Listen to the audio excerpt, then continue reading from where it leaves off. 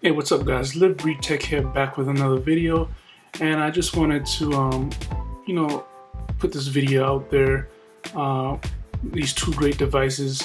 I just wanted to say, which one should you choose, and are you in between fences between getting the new Note 8 or something else? And that something else I would suggest is probably the HTC U11. Both are great phones. This particular phone came out around May of 2017, and this one August 2017. But overall, it all comes down to your preferences. Do you like bigger screens, smaller screens? For me, with having the Note 8 for about, I would say, 3 weeks, it's a great device, but the size is just slightly too big for my, usage. For example, I always use my mobile device as my music player in the car, and where I have my holder, to hold the phone in, on my dashboard, this tends to hit the window, so it's kind of hard, and especially when you have your device plugged in here, it kind of takes up space at the bottom, so you can't really move the phone much. Whereas this, you have plenty of room to move the phone up and down and reposition it. And that's little stuff like that to me does matter. Maybe not to you. Design-wise, both phones look nice, but I give the slight edge to the HTC U11. Nobody has a glass back such as this phone, as beautiful as this phone, especially this particular color, the solar red. Look at that reflection. Hands down, one of the best looking phones on the market still. Don't mind the UPS sticker. But the Note 8 is a pretty decent looking phone, but design wise, it's way too long and boxy. The S8 would have sufficed. It's pretty much the same device, but well-rounded and without the pen at the bottom, which I rarely use. Again, coming back to these two phones here, let me go ahead and put this back in the case.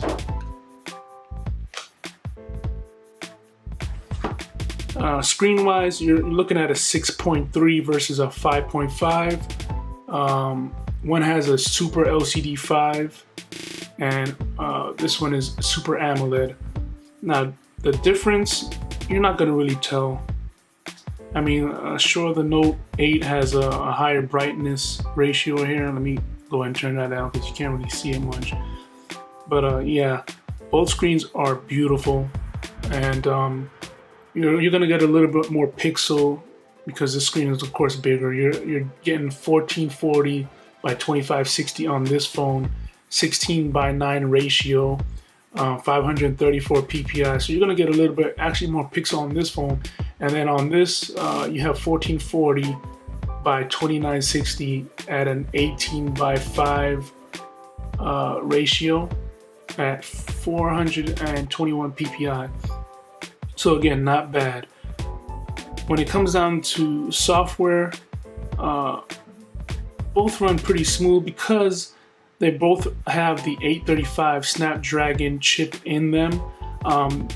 Surprisingly enough, even though this was released in May, this has a slightly faster clock rate speed, clocking in at, let's see, I believe it's 2.4 gigahertz. And the other cores are clocking in at 1.9 gigahertz. It's an octa-core overall, just like this one. And the octa-core on the Note 8 is clocking in at 2.3, and the other four are at 1.7. So again, speed goes to this one. I haven't really had any slowdown issue. The UIs on both do rather well. I did have some hiccups on the Note 8, but nothing to really complain about. Both perform very well. This one has about 60 gigabytes of RAM, this one versus 4. They do have another HTC U11 with 128 gigabytes of storage at 60 gigabytes of RAM, so it basically matches this one right here, and for a way lesser price as well. I think it's going for, let's see. So yeah, this is going around, well, if you want the 128, you're gonna get it for $729, which again is way less than what you would get for the Note 8. The Note 8 defaults to 64 gigabytes. So if you want the 64 gigabyte version of this, it would be around $649, which is a steal. And you know, HTC, they have sales here and there. So I mean, last week I believe they had it at $550, which is a big steal as well. And you're still gonna get this phone for about between $900 to $950, depending on where you go to. So I mean, you can save almost over $200 getting this phone right here. The camera, oh, don't be fooled. You know, dual cameras are all the rave today. iPhone 8, OnePlus 5, Note 8, and you know, LG out there. And you know, looking at the Pixel 2, the XL, it has one camera on it, but it's first of all, it scored the highest on I believe DxO, whatever it's called, and it only has one camera, and it does just as good as the iPhone 8 in bokeh mode, you know, shooting blurred out backgrounds and just getting a lot of details in the picture with one lens. So that brings me to this. I've shot pictures with both of these phones, and you know, the outcome, this usually always does better. The pictures come out more vivid and crisper. I don't know, I'm pretty sure it's not just me. And it only has one camera. You know, you don't have too much zooming in going on here, but it gets the job done. Note 8 is no slouch, but this one, it brings out pretty good pictures on it. In terms of front-facing camera, I believe this has 16 megapixel, which is, you know, for your selfie lovers out there. So, like I said, overall package, I believe the HTC U11 wins out. It has the specs to keep up with the Note 8. It doesn't have the screen size, but 5.5 inch is, I believe, ample enough. Between 5.5 and 5.8, 6.3, kind of stretching it, you know. But like I said, it's whatever you like. Battery life, both perform well. They'll get you through the day. They both support supercharging. This doesn't support wireless charging, but again, a supercharger makes up for it. I believe it has supercharge 3.0 as well as this. So they're going to charge in about the same amount of time. Well, slightly, because this one has I believe a bigger battery. And you know, both of these shoot very well video wise. Recently the HTC U11 was updated to 1080p 60 frames per second shooting, and it does the job pretty good. But I noticed that there was some let's see, what would you call it, like frame rate issues slightly. No, not frame rate issues, but the OIS was not as good versus if you were to shoot in 30 frames per second.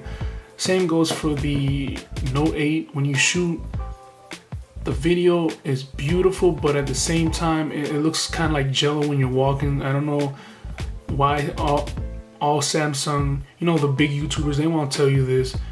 All the Samsungs I've used, you know, when you videotape, it looks like it has this jello effect, and it's not as smooth as compared to the iPhone 8 Plus. Hands down, one of the best shooting smartphone cameras out there. You know, when the 4K came out on the iPhone, I knew it was going to be a good competition. So 4K for both of these, they're all right. They're not smooth like they're supposed to be. I don't know if it's an Android issue overall or something, but yeah.